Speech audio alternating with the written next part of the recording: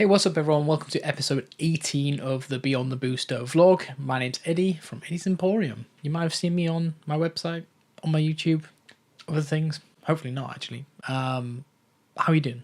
So another good week of sales. We're really starting to pick up towards the holiday period. We've just got the new Avatar invoice coming through as well, so that'll be there. So thank you for your loyal support, because that's just going towards the Avatar invoice. I'm really excited for that. The more I get involved in the Magic space as a player, as a fan, and starting to speak to kind of the customers and friends who play it, it's nice to see a universe beyond that seems to be quite generally accepted from the wider universe beyond, where you do mention it and loyal old heads shudder. So yeah, it's nice to see that people are getting their value for it. You know, there is supply, and first and foremost, scalpers are regretting their decisions. It's quite nice to see across the TCG space in general that scalpers are not winning. It feels like there's a little shift in the waters where sucks, and supply is still not fully there, but like Phantasmal Flames, it's been a bit rocky and you see people start to panic. So let's hope their credit cards bounce. And yeah, just in general with the sales, I've noticed that there's a weird trend that I find, and it's probably because I'm a smaller store. Obviously, the footfall and everything like that isn't, there yet. But when I buy a TCG set that obviously, thinks it's going to do well and everything like that, when it first comes out, of course, there's supply in the market. But I started to notice sets that I buy and then obviously have in stock in a 3-month window, there's a consistent trend where they'll start to sell quite frequently now. And by no means they're hype or someone's bought it out or anything like that, but there is that consistent kind of back in the background. Every 3 months now, we've just got the consistent feed of these types of sets are starting to pop up, like Disney Lorcana Fabled set, and just having a look at what else. Y Schwartz sets, like Hatsune Miku set, and all that kind of stuff. So it's really interesting to see. I suppose it's as a new business in TCG, you'll probably start to learn trends and obviously how businesses really act, but you do worry when you start buying stock, just like I am with the Avatar.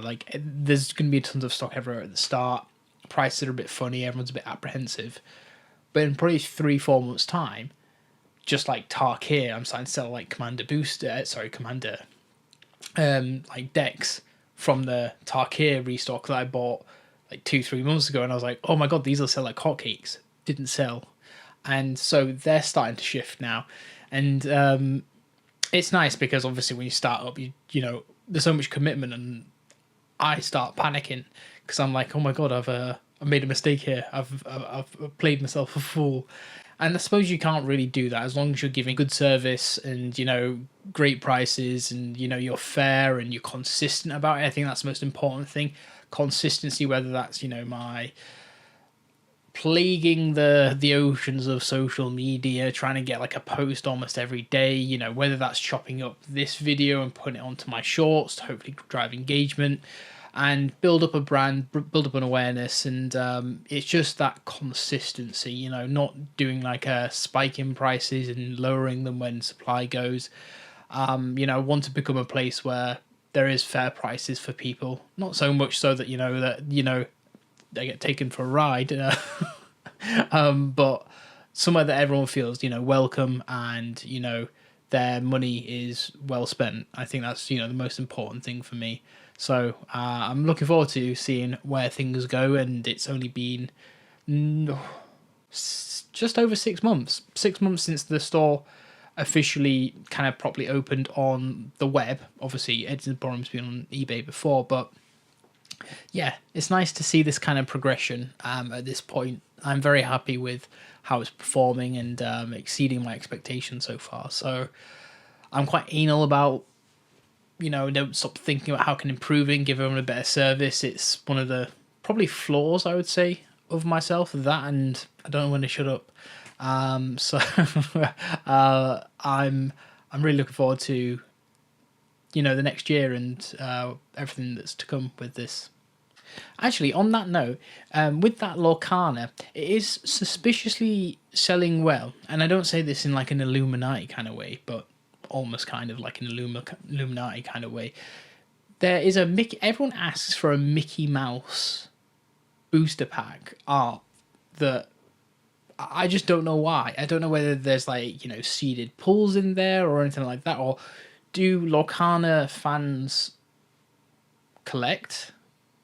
I know a lot of people collect obviously the arts of ones, but I've had no one ask about any of the other art booster packs, only the Mickey ones. So do you know if there's something up with the Lorcana Mickey packs? I've got none left. I sold out, but if I get some more, you know, might have a look into it. Let me know. So if you have been watching my channel, I've released a really good video on, I believe it was Monday night, and it was about me and my fiance, Sophie.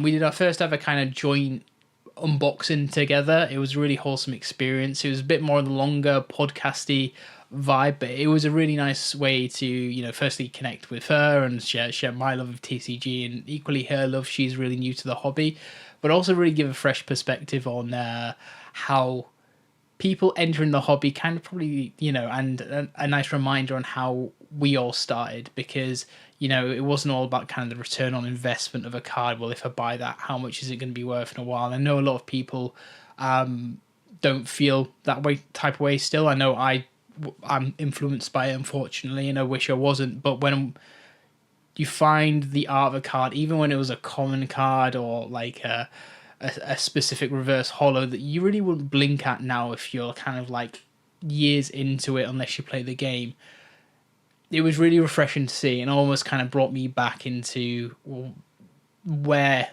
your head should be when you're kind of collecting cards. It's not just the chase cards, it's, do you really like it?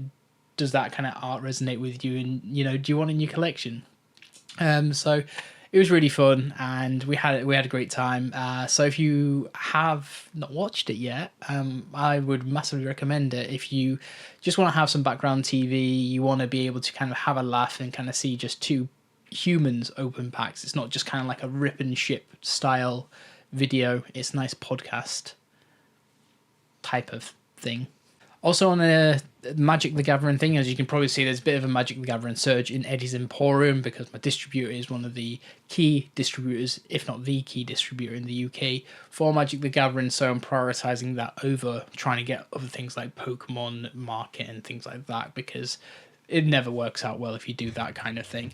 And I've been offered some Secret Lair of the PlayStation was it the PlayStation kind of Secret Lair collaboration, where you'd have Horizon, God of War, Uncharted, Ghost of Tsushima, and, you know, many, many more, which is quite exciting because my distributors never had access to Secret Lair, and you only ever see it on kind of like Ash Ketchum, or whatever the person is, Deep Pocket Monster and stuff like that, because it's predominantly over in America, or at least, you know, I don't have access to it at a distributor rate, so I'm not going to buy it to then upmark to you, because I don't feel that's just a good business thing to do when I'm trying to obviously create a fair environment for everyone.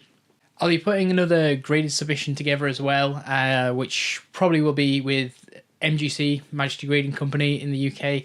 I really do support them quite a bit, and I do believe that they add quite a good bit of value to your grades, and I know a lot of people have a stigma against grading. It is a very good way to sell authenticated cards at specific values and obviously reassure people.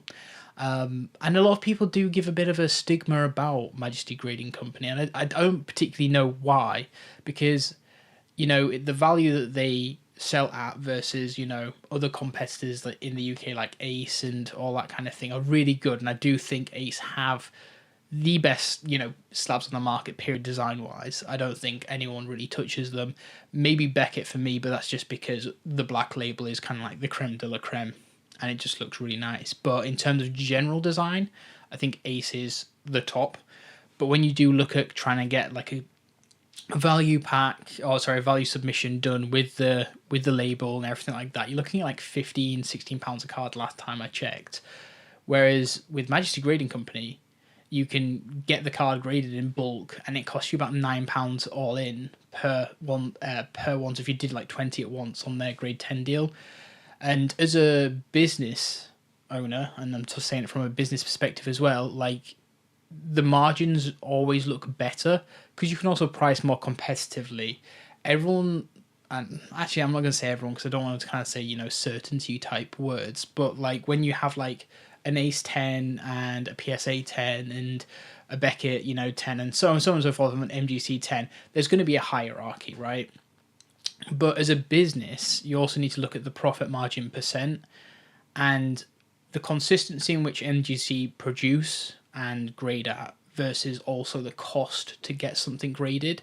It's a really good opportunity, and I'm surprised not a lot of businesses in this space, especially given that Ace is so busy and backed up right now, aren't taking up on that. And, you know, for the same price as getting a, I can't remember what the tier is, like premium tier, where it's like 25 quid, you could get almost free cards graded at MGC in a quicker amount of time, which is, it's just interesting. Of course, you know, there is the, you know, what do people want to buy, but I've had a really good consistency of selling MGC slabs and not having to feel that I'm undervalued in the market. I'll price under the market on purpose to make it more competitive to sell, but it also gives you the ability to test more. So as you'll probably see on my site, I'll be doing things like vintage Digimon.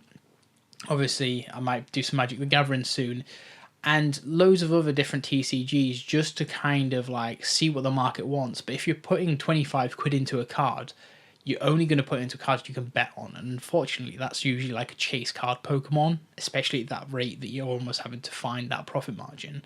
So you can take a lot more risk with the types of stuff that you're getting graded, which is also really good for inventory. So if you are a new business owner and you are interested in getting into the slab space, because it does make a lot of money, it yields a lot of higher percentages than, you know, just sealed boxes and whatnot. It's an interesting place to be right now. But actually, let me know about your opinion on kind of MGC, Ace, other UK grading companies. Like, do you have a preference and why? Because obviously, is it because of the international appeal? Do you want to be able to go away and, you know, trade them at bigger cons, or is it because you just like the design of them? I mean, is it because you follow them because maybe, you know, like Randolph, you just have followed them on YouTube and that's the natural transition? What's your take on it? So we've got the 2026 Magic the Gathering like release, not release dates, but like sets that are being released for the next year. It'll be really interesting to see where this goes. So I'm only going to go down Universes Beyond and the in-universe sets, because Secret Lair, I know there's like Nickelodeon and things like that, but if I'm honest, I don't keep up with that too much. We've got Lorien Eclipsed coming out in January, which is very exciting. A lot of Magic heads are very excited about that. You then have the Teenage Mutant Ninja Turtles Universes Beyond set coming out. I don't have too much faith in this set from what I've kind of put feelers out on.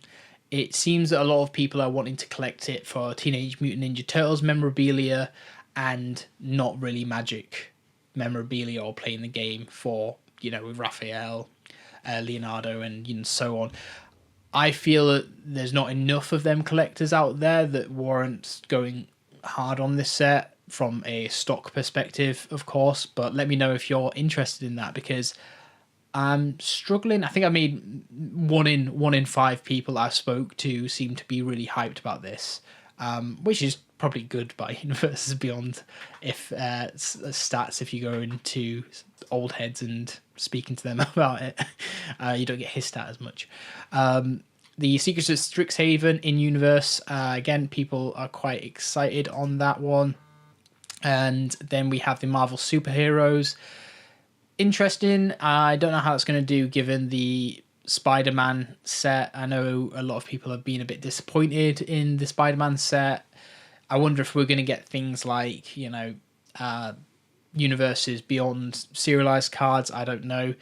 But I think the biggest one of next year, from a general community hype, and that's including old people, new people, people outside of Magic the Gathering's easily going to be The Hobbit, just because it piggybacks on the Lord of the Rings set, obviously, that came out, I think not last year, the year before, and that's going to be huge. And I think I'm going to probably fall into a lot of difficult areas trying to get stock for this set, but I could be absolutely wrong here, so let me know if you're excited about it. I mean, I'm excited for it in terms of like it's one of the universes that I know, and obviously have followed quite a bit, but you do have a lot of people committed to the Tolkien universe, so I'll be very surprised if that doesn't go through the roof, unfortunately.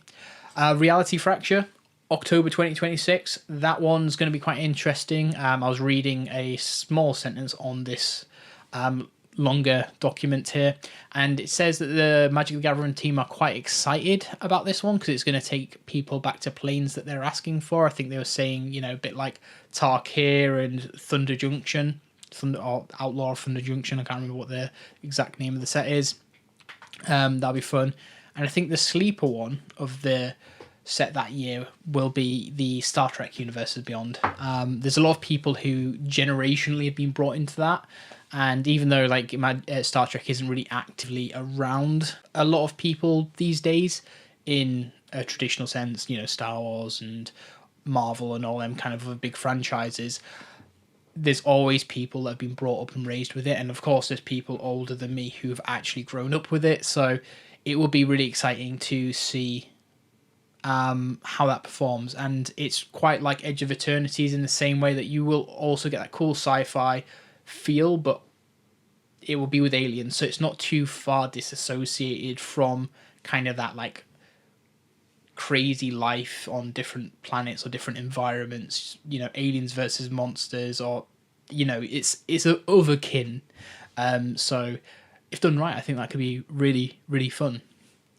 Pokemon have announced a new game as well, the Pokepia, and that is essentially a reskin Dragon Quest Builders 2. I think it's from the same team have also built it. It's quite cool. It is kind of a blur between Animal Crossing. You play Ditto, and I can't remember the name of the Pokemon, but the big tentacly one is the Professor, and you just help Pokemon throughout there. It's quite cool because you can actually see Pokemon speak to you because you are a Pokemon, and being Ditto, of course, you can transform to stuff, but really interesting. They've given Snorlax and Pikachu a new form.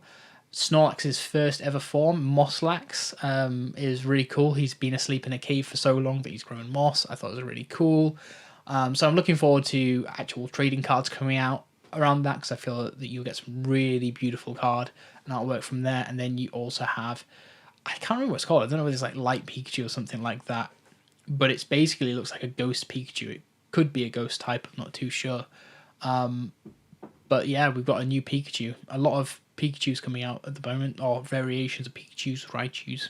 And finally, it seems to be that Pokemon Phantasmal Flames seems to be, crashing. But I mean, when you do have kind of two cards that kind of come out of the gate at about 1,000 a piece, and obviously in relation and reaction to how the market's been, it's dropped off quite significantly to the 300, 400, 500 mark, depending on when you've bought it. I think it's going back up now, but is it more a correction because it's not sustainable, that price out the gate, and then you're kind of saying it's flopping? I mean, to have like 2 or 3 cards that are worth that value in a set, albeit Charizard, still means that you probably got quite a good set on your hands. I hope to pick up a gold Charizard before it kind of hits the 600, 700 mark. My feel is that the Super Ultra Rares, Mega Ultra Rares, are going to be the kind of modern gold star equivalent in 10 to 15 years' time. Because just the pull rates are ridiculous. They were very hard to pull, and these are nuts. Whereas I hear the SAR Charizard is quite easy to pull in relation to the gold Charizard. So my goal for my personal collection is to pick up a gold Charizard first, and then loop back to the SIR when I've got some disposable Eddie money. But let me know what your preference is. Are you going for the SIR first? I do think it looks better, but the Mega Ultra Rare, on the other hand, feels a bit more like a chase card, and I kind of want that as a Grail because he's my boy. And cool, that's it. Let me know if you've got any thoughts on anything I've covered this set, or, you know, there's any sets that I've maybe missed about like Magic the Gathering or Pokemon, or any thoughts on how the market is performing. And of course, if you do want any products or anything along them lines, we do a bespoke sourcing service, so I can always check with my distributors. If I don't have it in stock at Eddie's Emporium, you can always ask me directly and I can check with them and we can just figure out a price. So I hope you're having a lovely week, and hope that continues. So I'll catch you on the next one. Ciao.